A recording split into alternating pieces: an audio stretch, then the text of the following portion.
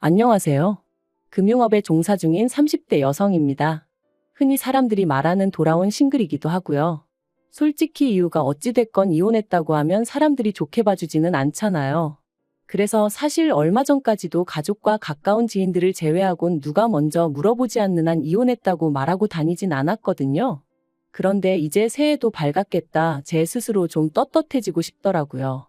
그래서 일단은 이렇게 익명의 힘을 빌려 제가 왜 이혼하게 된 건지 이야기를 해볼까 합니다. 남편을 처음 만난 건 자주 가던 카페에서였어요. 좀 더 구체적으로 말하자면 저희 회사 근처에 개인이 하는 작은 카페였죠. 그런데 바로 옆에 대기업 프랜차이즈 카페가 있다 보니 솔직히 장사가 잘 되진 않았던 것 같아요. 프랜차이즈보다 맛이 월등히 좋은 것도 아니었고 그렇다고 가격이 아주 저렴한 것도 아니었으니까요.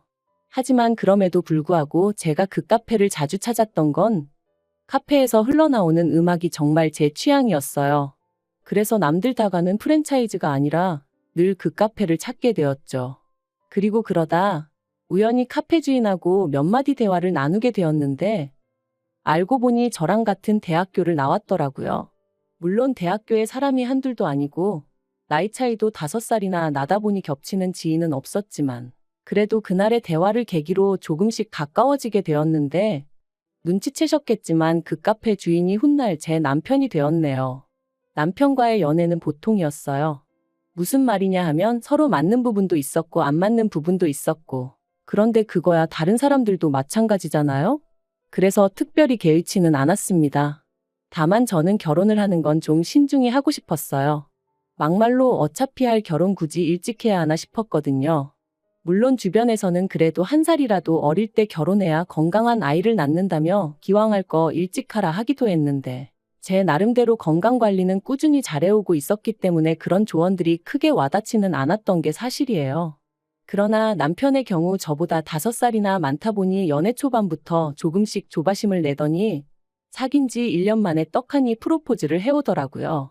그리고 솔직히 어리석게도 저는 이 결혼을 해야 하나 말아야 하나 안 할 거면 뭐라고 말을 해야 하나 하고 고민하고 우왕좌왕하다가 얼떨결에 결혼을 약속하고 말았습니다. 그런데 막상 본격적으로 결혼 이야기가 오가기 시작하고 얼마 지나지 않아 생각지도 못한 문제가 저희 발목을 잡았으니 그건 바로 집이었어요. 언젠가 남편이 말하길 자기는 카페 하나 운영하는 것만으로도 신경 쓸 것도 많고 여력이 없어서 돈 관리 대부분을 어머님이 도맡아주고 계신다 했습니다. 그리고 솔직히 나이가 40 가까이 돼가는 남자가 돈 관리를 어머님한테 맡겨두고 있다는 게 영 찜찜했지만 당시엔 결혼 이야기가 오가던 상황은 아니다 보니 그냥 그러냐 하고 말았거든요. 그런데 막상 결혼 이야기가 나오고 제가 얼마나 모아뒀냐 물으니 1억 어쩌고 하면서도 어물쩍거리다가 나중엔 좀 짜증을 내더라고요.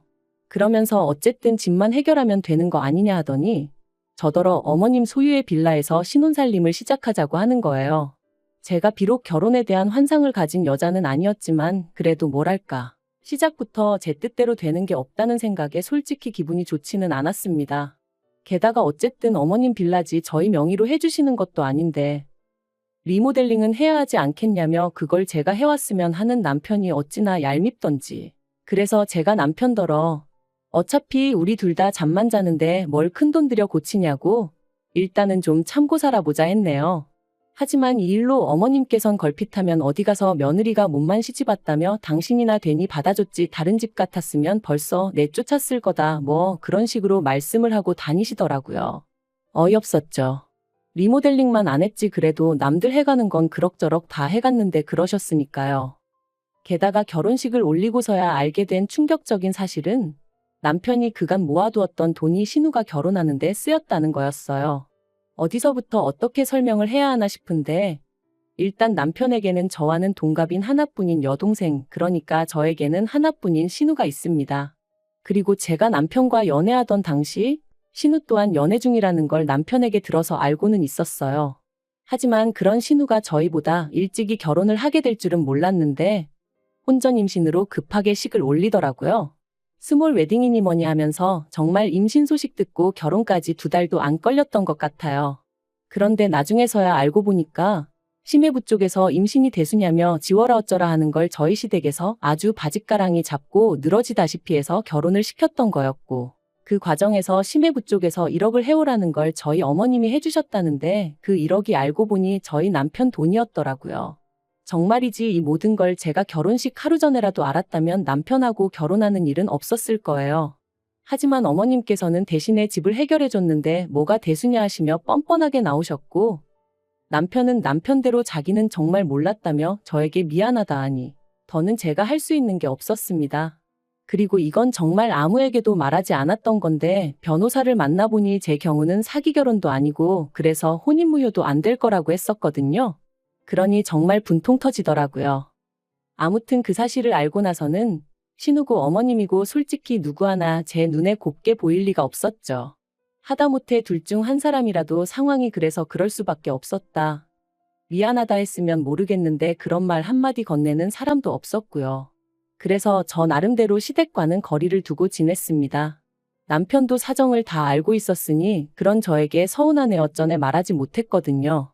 그래서 때로는 중간에서 이도저도 못하는 남편을 보고 있으면 좀 짠할 때도 있긴 했는데 그래도 그건 그거고 마음이 도통 풀리지가 않으니 저도 어쩔 수가 없었답니다.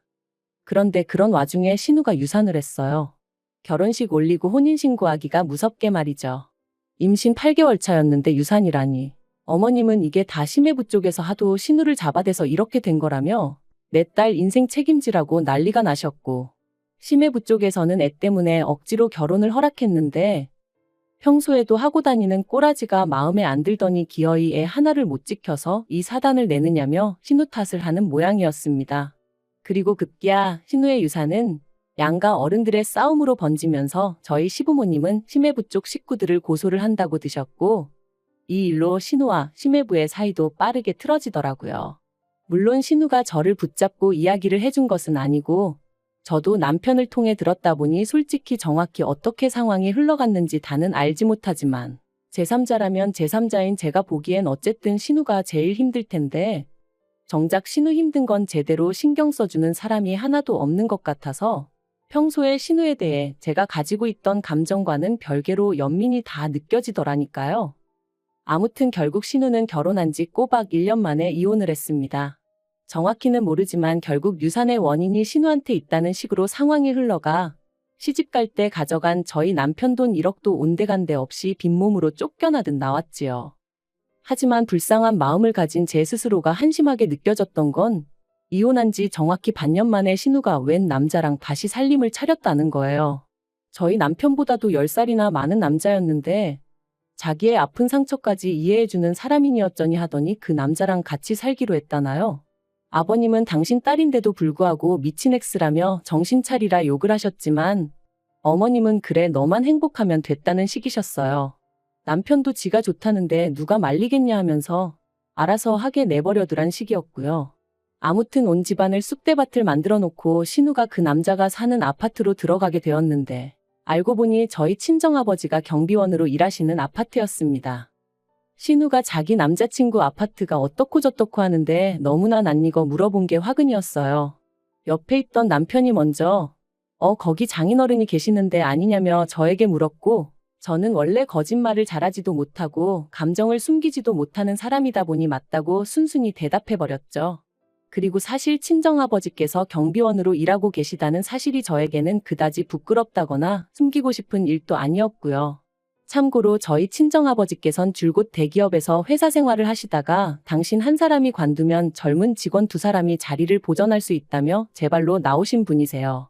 몇 년만 더 계셨으면 정년퇴직을 하실 수 있으셨지만 하루가 다르게 젊은 직원들 자리가 줄어드는 걸 보니 마음이 안 좋으셨다면서 말이죠. 그리고 다른 사람들은 이런 친정아버지의 결정을 어떻게 생각할지 몰라도 저는 아버지의 그런 배려가 무척이나 존경스러웠답니다. 한편 이후로 저는 아버지께서 당분간 좀 쉬면서 취미생활도 하고 그러실 줄 알았는데 한 달도 되지 않아 저에게 부담이 되고 싶지는 않다시며 직접 일자리를 찾아 나서셨고 그렇게 경비원으로 근무하게 되셨네요. 사실 처음에 경비원으로 일하게 되셨다 하셨을 때 저나 친정어머니가 얼마나 말렸는지 몰라요. 워낙 미디어에서 갑질당한 경비원들에 대해 자주 다루었다 보니 저희 아버지도 그런 일을 겪진 않을지 걱정이 되었으니까요. 하지만 아버지의 뜻이 어찌나 완강하시던지. 아무튼 신우가 저희 친정아버지가 경비원이라는 이야기를 듣더니 아주 묘한 표정을 지으면서 경비 같은 건 먹고 살기 빠듯한 사람들이나 하는 거 아니냐 묻대요. 마치 너무나 당연한 사실처럼 말이죠. 그리고 솔직히 전 그런 신우의 태도에 빈정이 확 상했지만 그래도 정말 몰라 저러나 싶어서 요새는 꼭 그렇지만도 않다. 오래 배우시고 그러신 분들도 많이 하신다. 우리나라가 노인분들이 일할 자리가 많이 없지 않냐 하고 대답해줬어요. 하지만 신우는 계속 저더러 고민이 많겠다는 둥, 자기가 잘 챙겨드리겠다는 둥 쓸데없는 소리를 해댈 뿐이었지요.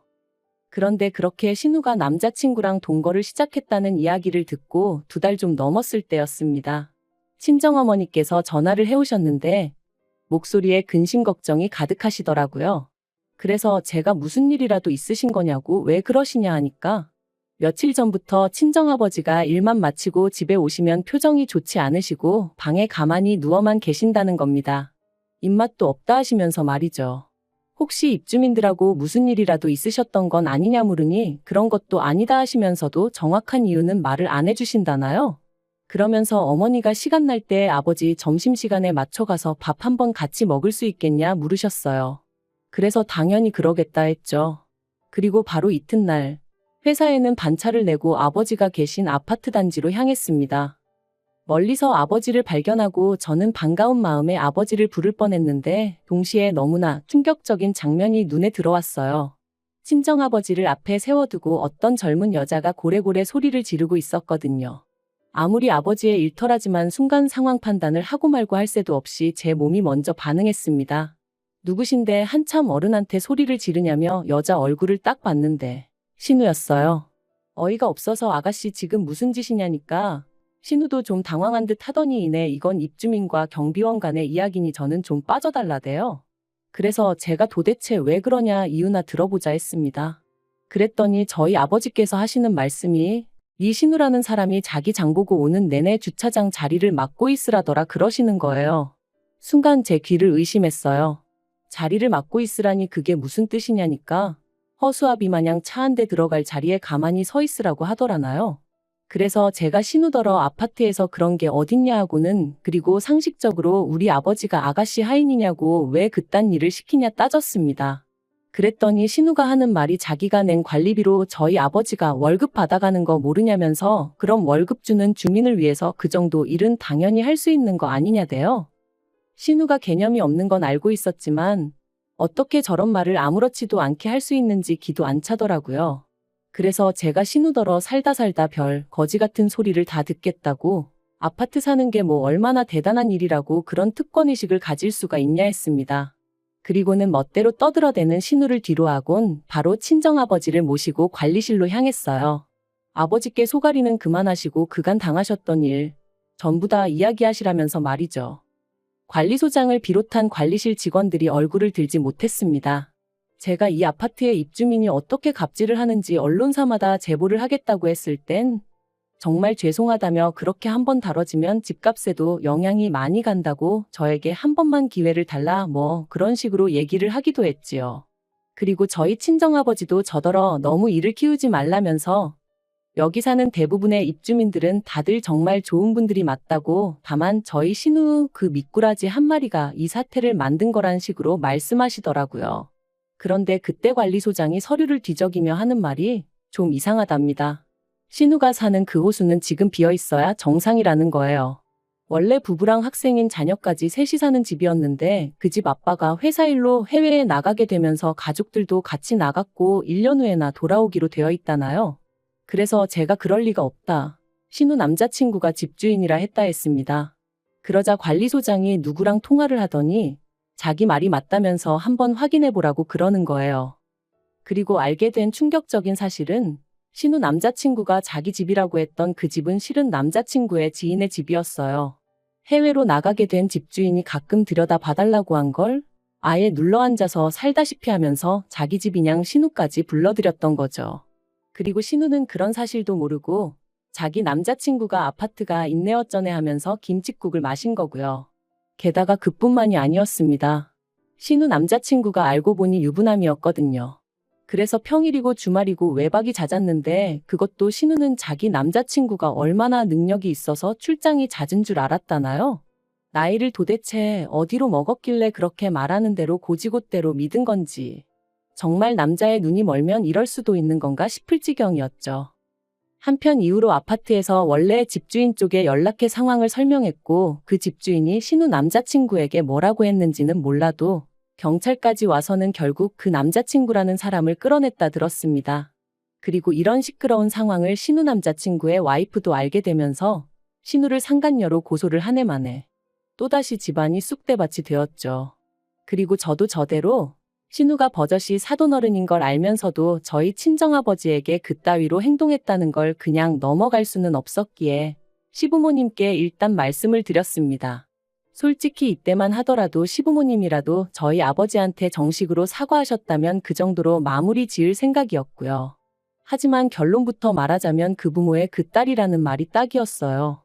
어머님께서는 신우가 말투가 원래 좀 톡톡 쏘는 말투라 그런 거지 절대로 저희 아버지를 무시한 건 아니었을 거라며 마치 저희 아버지가 자격지심으로 오해를 했단 식으로 말씀하셨으니까요.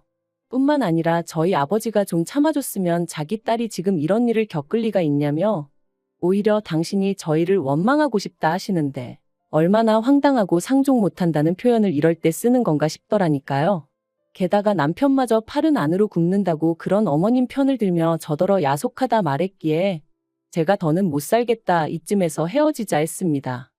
하지만 이혼까지 이르는 과정이 쉽지만은 않았던 게 사실이에요.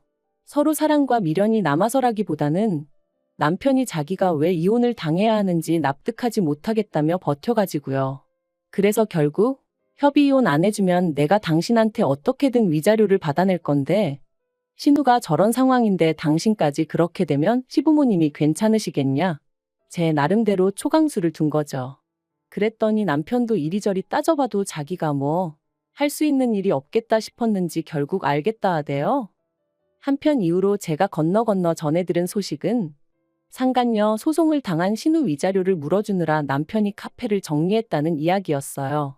사실 이혼한 이후로 여전히 오며 가며 눈에 띄는 그 카페가 아주 눈에 가시기도 했고 아는 사람들은 알다 보니 민망한 적이 한두 번이 아니었는데 정말이지 속으로 쾌재를 불렀답니다. 참 그리고 이혼하면서 비로소 알게 되었던 게 저희 살라고 내주셨던 어머님 빌라에도 대출이 얼마나 많이 걸려있던지. 아무튼 이혼하는 내내 이 똥통에서 한시라도 빨리 빠져나가고 싶다는 생각뿐이었다니까요.